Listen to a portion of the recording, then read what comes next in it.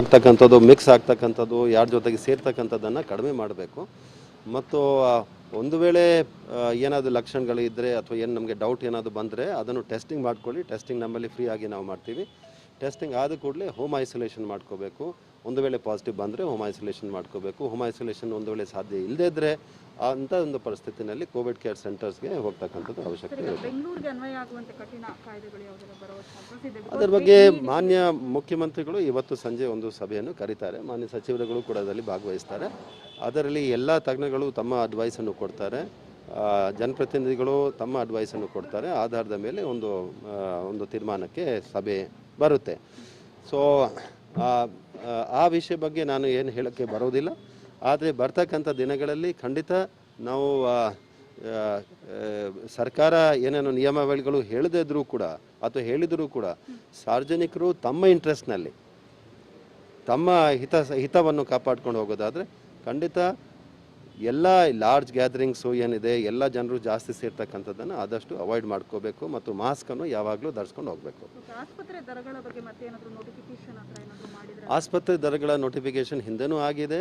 ಆದರೆ ನಾನು ಪುನಃ ಹೇಳ ಬಯಸುತ್ತೇನೆ, ಆಸ್ಪತ್ರೆಯಲ್ಲಿ ಹಿಂದೆ ತೀವ್ರ ಕಾಯಿಲೆ ಇರ್ತಕ್ಕಂಥದ್ದು, ತೀವ್ರ ಲಕ್ಷಣ ಇರ್ತಕ್ಕಂಥದ್ದು ಏನೋ ಹೋದ ಅಲೆಯಲ್ಲಿ ಬಂದಿತ್ತು. ತಜ್ಞರ ಹೇಳಿಕೆ ಪ್ರಕಾರ ಇವಾಗ ವ್ಯಾಕ್ಸಿನೇಷನ್ ಆದ ಬಳಿಕ ಅಷ್ಟು ಅವಶ್ಯಕತೆ ಇರೋದಿಲ್ಲ.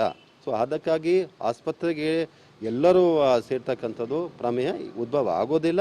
ಈ ಸಂದರ್ಭದಲ್ಲಿ ಯಾರೂ ಸಹ ಪ್ಯಾನಿಕ್ಗೆ ಆಗಬಾರ್ದು.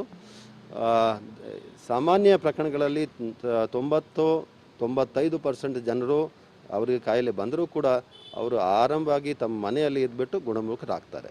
ಸೊ ಹಾಗಾಗಿ ಯಾವುದೇ ಒಂದು ಟೆನ್ಷನ್ ಪಡೆಯುವಂಥದ್ದು ವಿಷಯ ಏನಿಲ್ಲ. ಆದರೂ ಕೂಡ ಆದಷ್ಟು ಅದನ್ನು ಅವಾಯ್ಡ್ ಮಾಡಬೇಕು ಅಂತೇಳಿ ನಾನು ಜನರಲ್ಲಿ ಕೇಳ್ಕೊಳ್ತೀನಿ. ಸರ್, ಈಗ ಎರಡನೇ ಅಲೆ ಟೈಮಲ್ಲಿ ಬೆಡ್ಗಳಿಗಾಗಿರ್ಬೋದು, ಆಂಬುಲೆನ್ಸ್ಗಳಿಗೆ ದುಡ್ಡು ರಿಲೀಸ್ ಆಗಿಲ್ಲ, ಎಲ್ಲ ಕಡೆ ನಾವು ಅದು ಓಕೆ. ಗೌರವ್ ಗುಪ್ತಾ BBMP ವಿಶೇಷ ಕಮಿಷನರ್ ಮಾತನಾಡ್ತಾ ಕೆಲವೊಂದು ವಿಚಾರಗಳನ್ನ ತಿಳಿಸಿದ್ದಾರೆ. ಅವ್ರು ಹೇಳೋ ಪ್ರಕಾರ ಸರ್ಕಾರದ ಆದೇಶಕ್ಕೋಸ್ಕರ ನಾವು ಕಾಯ್ತಾ ಇದ್ದೀವಿ. ಒಂದು ವೇಳೆ ಸರ್ಕಾರ ಅಷ್ಟು ಕಠಿಣ ನಿರ್ಧಾರಗಳನ್ನ ತಗೊಳುತ್ತೆ, ಇವತ್ತಿನ ಬೊಮ್ಮಾಯಿ ನೇತೃತ್ವದ ಸಭೆ ಇದೆಯಲ್ಲ, ಅಲ್ಲಿ ಬಹುತೇಕ ಎಲ್ಲ ಡಿಸೈಡ್ ಆಗುತ್ತೆ ಅಂತ ಹೇಳಿದ್ದಾರೆ.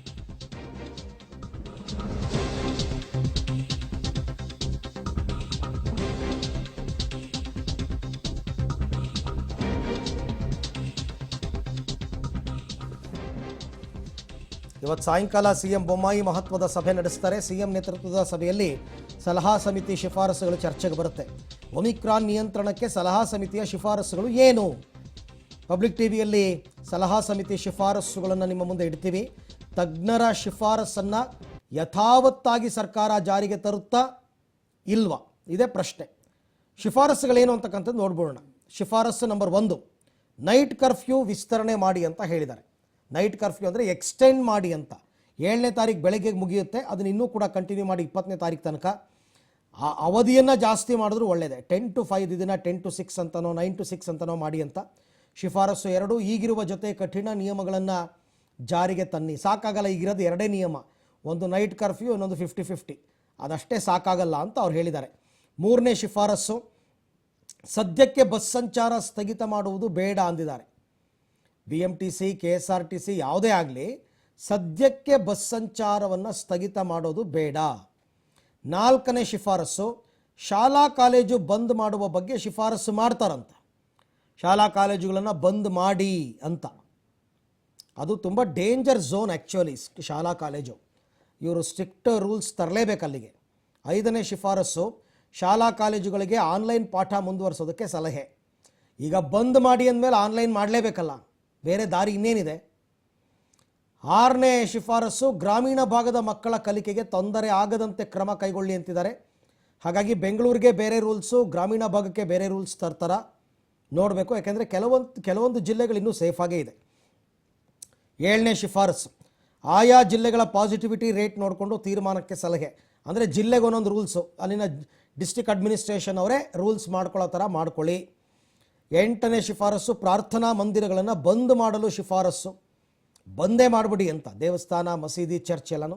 ಬಟ್ ಅದನ್ನು ಹೇಗೆ ತಗೋತಾರೆ ಸರ್ಕಾರ ನೋಡಬೇಕು. ಜಿನೋಮಿಕ್ ಸೀಕ್ವೆನ್ಸ್ ಬಿಟ್ಟು ಒಮಿಕ್ರಾನ್ ಪತ್ತೆಗೆ ಪರ್ಯಾಯ ವ್ಯವಸ್ಥೆ ಕಂಡುಕೊಳ್ಳಿ ಎಂದಿದ್ದಾರೆ.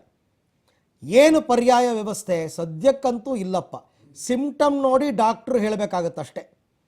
10ನೇದು ಪಶ್ಚಿಮ ಬಂಗಾಳ ಮಾದರಿ ಟಫ್ ರೂಲ್ಸನ್ನು ಜಾರಿಗೆ ತರಲಿ. ಆ ಪಶ್ಚಿಮ ಬಂಗಾಳ ಟಫ್ ರೂಲ್ಸ್ ಇದೆಲ್ಲ ಅಡಕವಾಗಿದೆ ಈ ಎಲ್ಲ ಶಿಫಾರಸ್ಸಿನಲ್ಲಿ.